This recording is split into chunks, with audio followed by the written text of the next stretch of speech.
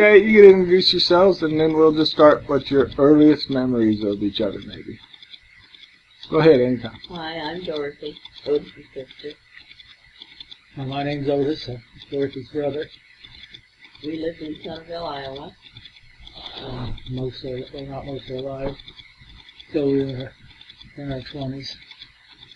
My earliest recollection of my life is my dad, Mom, and I were walking back home after walking Dorothy to kindergarten at Lincoln School, and the sidewalks were really bad. Mom tripped and fell, and Dad got all upset and was worried, and then saw that she wasn't hurt, and then he got mad, like it was just kind of the way he was. Like that, for some reason, that's one of my earliest recollections. I also remember going to school one time, and Dad walked ahead of us and left the tracks in the snow so we could walk behind us to get to school. I remember, well, I don't know if I remembered or just people talked about it, but when I was 5 years old, we were in a car wreck, and Big Otis Seals was driving, and he doesn't have anything to do with any of the Otis Seals that are alive now.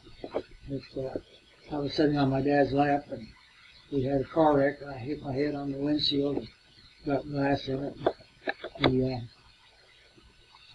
Norwegian, the newspaper, came by and told me if I didn't cry, they'd put my name in the paper.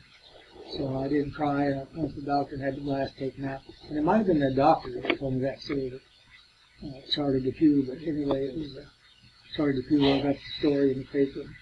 And years later, 15 so years later, I went to look for the Norwegian, and I told Charlie about that. He kind of remembered it, but I think he was just being kind because he did a lot of stories. I also remember that we did fight once in a while, and I would beat up on my brother, and I would hide behind the desk so he couldn't get me. Then one day he got me, so then there was a fight. And we didn't fight much anymore after that. No, we didn't. We went to Lincoln School and Central School and Howard Junior High. And Centerville High.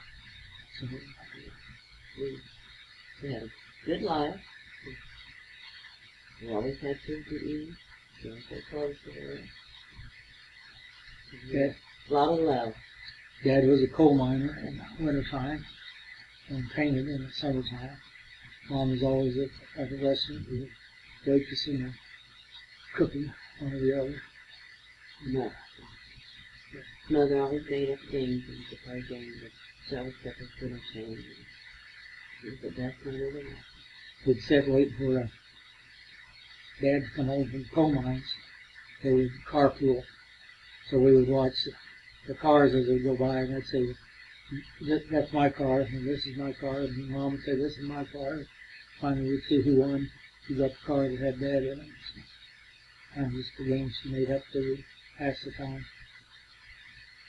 Did you also play a game called Old Car, New Car, Red Car, Blue Car, or something, where you try to guess if it was going to be a new car and what color it was? I remember that. We also played with clothespins that was Tinkerford. And so we cut things out of the catalog for our picture. We get one toy for Christmas every year, and the rest was clothes. And I usually got a dart pistol that I'd shoot the crows on the fence. I got pretty good at it because I shot the cigarette out of my dad's mouth one time. He said, that's pretty good. He said, I wouldn't do that anymore if I was you. But I waited for him not to lie. I shot before he lit it. I would get a doll, and we'd always have a stocking with some fruit and nuts and maybe some candy. We always had company all the time. We had a small house, but there was always somebody wanting to stay with us. The garage I have now is 9 times the size of the house we grew up in. And we had company almost every night. And one morning, my mom got up, and I was we had a bed, a couch that made into a bed. This is the teenage years. And there was 4 guys in there with me besides me. We slept in bed to spend the night. Why they like to stay at our house, I don't know. Jerry Williams' family moved to California during his senior year. He didn't want to go because he wanted to graduate from Central High School. And so he stayed with us rather than move with his family out to California. And somebody else, Red, stayed with us for a while. Bill Seal's family stayed with us for a while. Kids. Yep. Now he's one of the NRE. I think it was a good ticket. It probably was, yeah. He had a good book. It was a wonderful ticket. We had a good life. There were bad times, but most of the time it was good times. When we Always I love him. Mom would always threaten me, but he was not it. She's when I took her to the sick. Then we could tell her to be with her at home. When Dorothy was 15 or 16, I was 14, we went to northern Minnesota. We had to help the guy put a basement under his fishing lodge up there. So we stayed in the cabin and had neither running water nor electricity. And there was a big lake called Fish Lake north of Duluth. And there was a big island out in the middle of it, and they took me out there to celebrate my 15th birthday on that island. And that was the time that the three boys died in the coal mines. Mike Holder and Charles Dunham and I'll call their name in a minute. But they didn't know much about coal mining. The coal miners' kids knew you didn't go in the mines in the summertime because the air was all turned off. One of them was only about 8 feet inside the mine, and you couldn't get out because of what was called black damps, which is bad air. I remember in Minnesota took a moonlight ride too. Yeah. In a boat or? It was pretty, I think. Wasn't it? Yeah, they had a whole bunch of canoes there. Canoes. It was really pretty. I had my run of the canoes, and I bartended. I just turned 15, and they said, just do whatever you want. If you want to get candy, help yourself. We were up there, I think, 5 weeks. Yeah.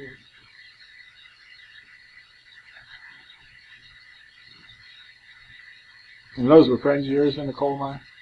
And so, Those were your friends in the coal mine? Those were friends of well, yours? it's schoolmates. Yeah, they were a year younger than I. I think they were 13 or 14. We had a grandma Fowler, which was down there, it was with us, and Grandpa, and then we had Grandma Porter and Bill and Nancy. And I remember one year, we had a lot of grandkids, so we didn't get Christmas for everybody, but I remember Grandma Porter giving us a can green beans and maybe some pickles or something, and then the Grandma Fowler gave us some bones that was a Christmas spread. Grandma Porter was Grandma Seals. Grandpa Seals had died before we were born, and she had remarried. And I don't know, he fell off the scaffold and broke his back. Grandpa Seals did. And I don't know whether that occurred in the coal mines or out someplace else. I always thought it was someplace else, but Lori Seals said it was in the coal mines he had his accident. But he didn't live very long after he broke his back. He couldn't live in his set next year. In fact, he died before Mom, your Grandma Seals, was Grandma Irene was good known here.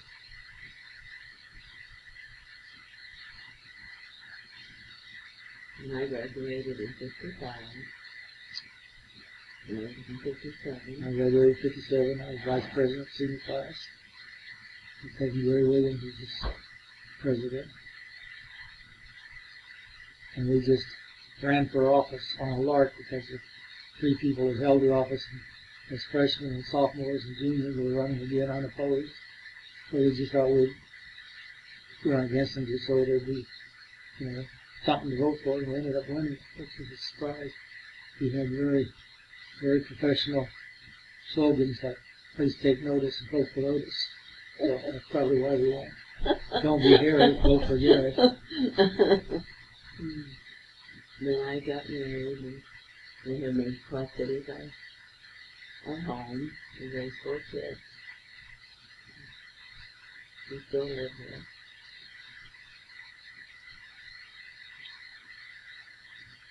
Dad died in 1958 at the age of 47.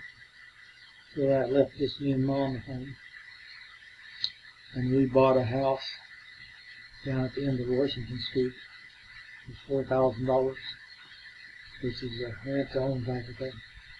So all you had to do is move out, and the guy that owned it took it back. So it was, I don't know what the setup was, but had your tax assessed. We didn't live there too long, and then I moved to Columbus, Nebraska. And that left Mom by herself, and she felt really lonely, and I should not have done that. It just didn't enter my mind at the time. But she told me later. But she came out and lived with her in Columbus, Nebraska for a while. And then she went back to Birmingham and got married.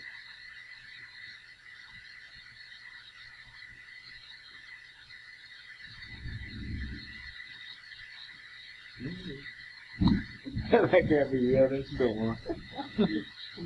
I worked for Columbus Daily Telegram, where I met my wife, Connie, the Cruxty.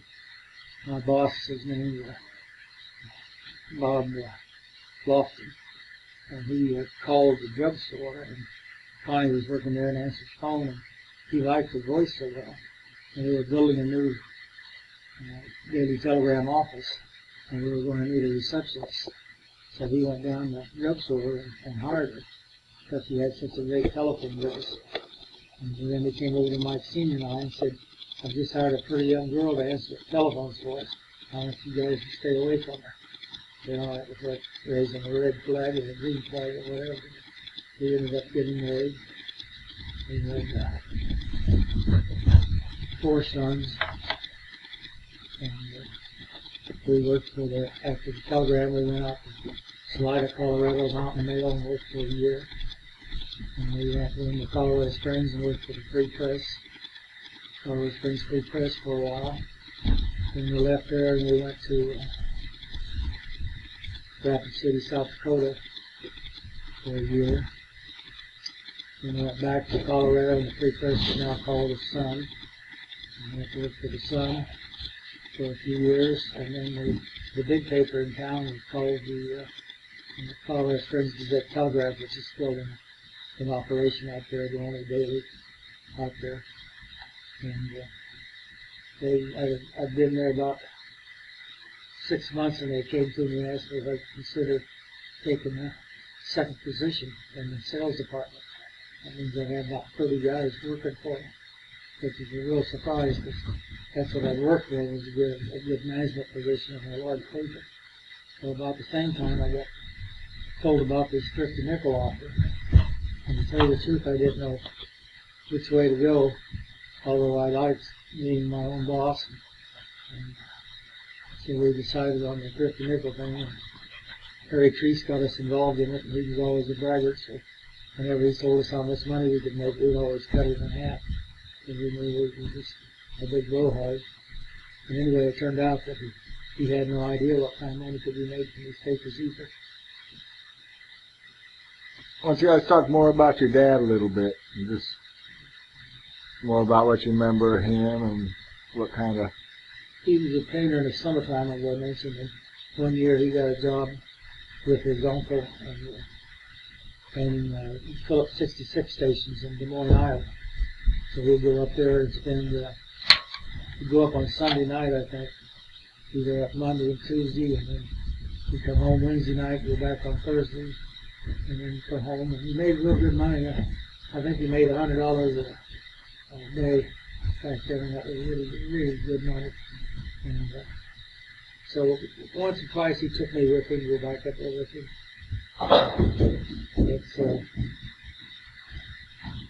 I'd stay with him while he was painting and hang around the gas station. And I must have turned 15 or 16 because I know he let me drive home from Des Moines one time, and he kept telling me to speed it up.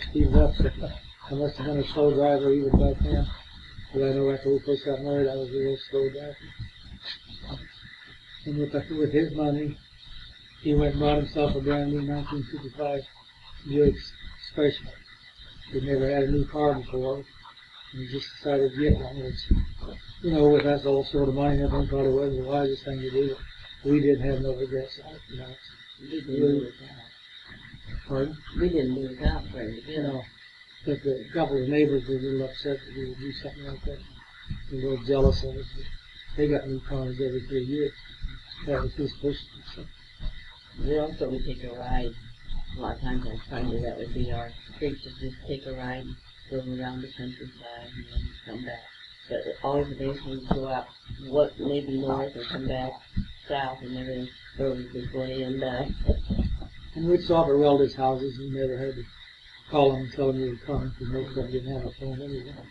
Then you'd just stop in and they'd either say come on in or they were just getting ready to do something. And, whatever. We visit with Dad's cousin a lot and we home eat ice cream. We do that quite a while. Wasn't it Saturday night? Saturday night usually. Then we used to go to the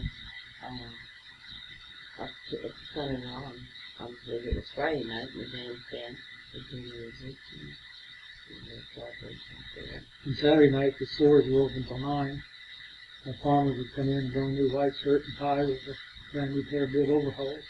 And that's the way they dressed when they dressed up. And we've got a picture of people dressing up as Dorothy and 5 or 6 of her friends going to movies on Sunday. And everybody always dressed up to go to the movies. That wasn't, going there like they do now. They always dressed up, and that's a nice picture there. We've got a lot of pictures you could blend into the rest if you want to do it. So this one we were young and had our goats, our puppies, and the old house we grew up in that we were talking about, with 3 rooms. But, we have 240 square feet total house. So, Who is the disciplinarian in your family between your parents? that was a tough one, but Mom, she couldn't hit us very hard. She was too tender-hearted. All Dad would say, you better be good. He'd hit me on the head with his knuckle, and I really done something bad. Very strict. I was playing out in the front yard. I was playing paperboy with some pieces of plaster one time and broke out. It was either the stone door window or the window of the house. This is that. So I knew I was going to really get it in time. But the time you really expected to get it from him, you didn't. You could not figure him out. And I know when I wrecked my first car, which Dorothy brought me down a picture of my first car, I didn't have one before. And just right down this week. I tried to drive home and it just wouldn't run, so I just tried to keep it quiet while it happened and knocked the telephone out of the guy that was on call. So they called the police down there and found out whose car it was. They got in touch with my dad before they ever got home. So I knew when I got home I wasn't going to get it. And he said, everybody okay? And I said, yeah. I said, well, that's the main thing. He was back to bed. I think our dad was afraid of us getting hurt so much. Yeah. That made him so nervous. He just always was very protective that way. That's why I couldn't have a bicycle. Finally, when I was 16 and working, I went down and bought my own. And then couldn't eat popcorn and stuff like that. And we had fish. We had Dad go out and catch a nice fish. Mom would sit there with her fingers and go through all that fish and make sure there wasn't any bones in it before she put it on our plates to eat. And you get those little bones caught in the neck. I don't know if they already did that or not. If had everything else caught.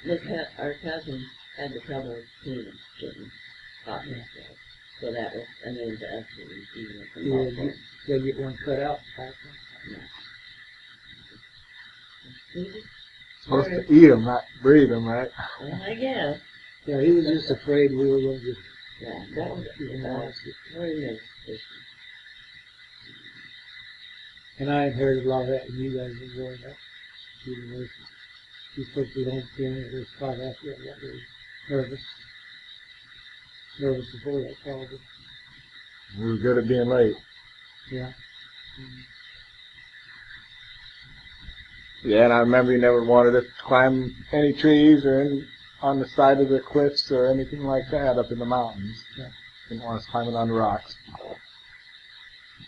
Yeah, it was always scary.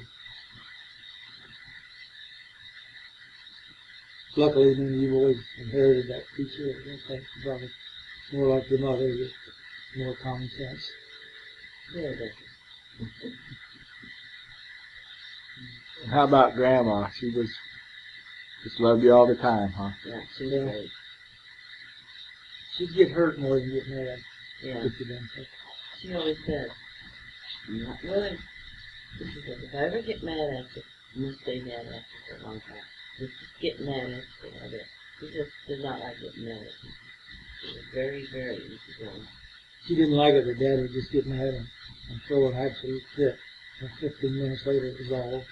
He was back to his normal self. He wanted everybody else to do. And she couldn't understand how he could be that mad 1 minute and fall over the next. Mm-hmm. I remember one time we would go over to the state fair.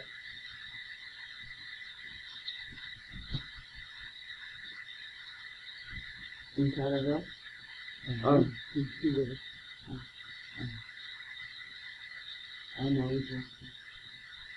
She was just strict and then she sat in her head to look at us and not know what was going on here. And like you said, people get mad at us for doing this or not get mad at us. And he loved us in his own way. He really did. But it was just a different, it was very different. I've been getting awful emotional lately, and I don't know. Might be because of my sick condition right now. I've We always went to been one. we went to the state fair, and of course we couldn't get rid of the grandstands because that cost a quarter piece for 15 cents. And we didn't have the money to do that. And Mom wanted to hear if there's one country music center. And so we found a place in the fence that had a pretty good sized hole in it. She could see the stage. But Dorothy and I were just antsy and wanting to run around and things. And she kept walking around with us because we missed her singing.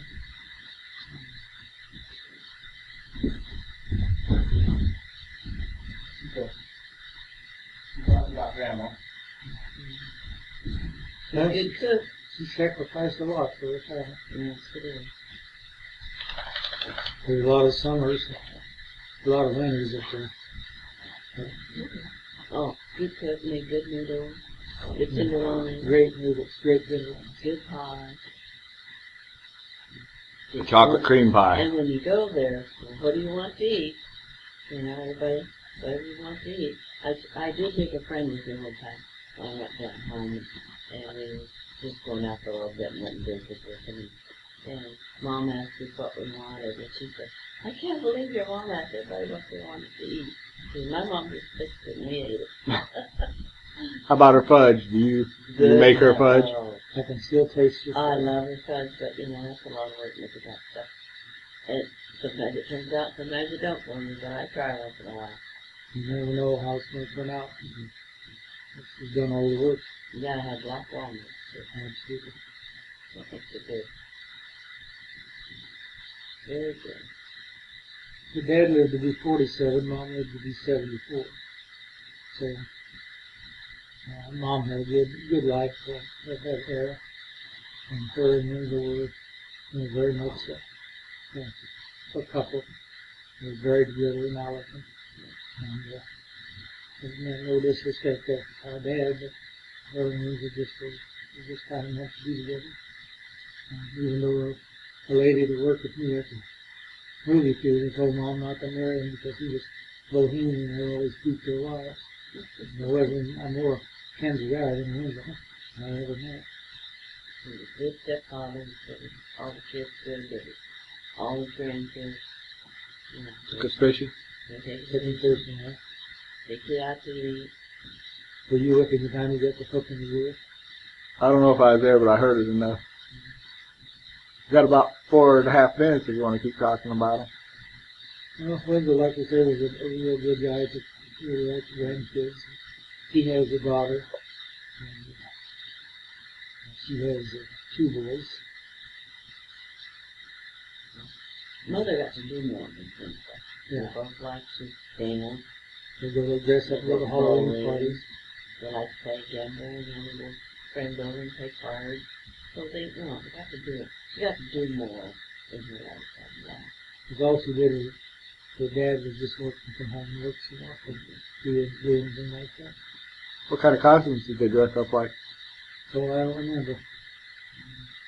I remember the first one they went to down to Hillbilly Eagles one Club. time.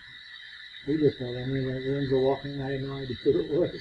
He was all dressed up for the Halloween party. Mother dressed like an old man one time, and nobody knew who she was. She wouldn't talk to anybody. And, but she liked to do things like that. She liked games. She liked to, even the grandkids strip in the paint. Play games with them. She was real good. She was like a big kid. She liked to take part. She liked to play games. She enjoyed having with one of the kids.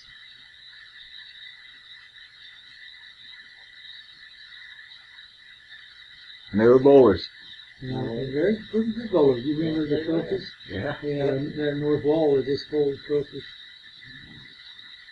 Yeah, look forward to it. And dancing on Saturdays. Yeah, dancing on that. Go down into Missouri. Now, was Grandma Myrtle, was that Wenzel's mom? Wenzel's mother, yeah. Yeah. We don't have any pictures of her anywhere, do we? No, I don't think so. I don't think I do. I don't remember seeing any in your mom's collection. I think there's one around here somewhere, but I don't know where it is. The only pictures I can put my finger on now on my computer. The older ones are just no idea where they are. I guess I was there with Dorothy Donnie and we had David and I don't remember the children. We lost his son, David, the wife, we got the other two live by us, and they won't leave us today. We have grandchildren, and we're thankful for life. Once, Thankful for my brother. one serving in Iraq or Afghanistan. No, I've been in Afghanistan. I think I seen him on Facebook. Yeah, it's on Facebook. Well, thanks a lot. We got about probably a half hour here. So, That'll be good. and then we'll try to do, maybe we can do more later if you want, or we can just wait and try maybe doing more in the morning, seeing how it goes. That's pretty much a lot. Well, thanks, Pat. That's a good idea you made. Well, thank you. Thank you.